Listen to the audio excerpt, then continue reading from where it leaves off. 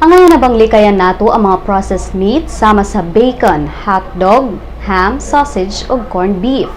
Matod sa World Health Organization kun WHO nga kining mga processed meat sama ra usab sa sigarilyo tungod sa ilang carcinogen content o sa kini ka substance nga makaplagan dili lamang sa sigarilyo kundi apil na sa arsenic ug pesticides nga mao'y hinungdan sa sakit nga cancer. Ang International Agency of Research into Cancer kon IARC sa WHO miingon nga sa 50 ka gramos nga karne nga makaon matag adlaw o duha ka rashers sa bacon adunay 18 ka porsyento nga risgo sa colon cancer.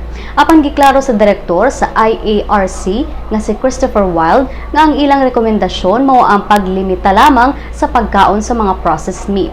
Walay specific nga dietary recommendations ang WHO apan sila miingon nga ang risgo magdepende sa gidaghanon sa gikaon nga mga processed meat ug sa klase sa pagluto niini.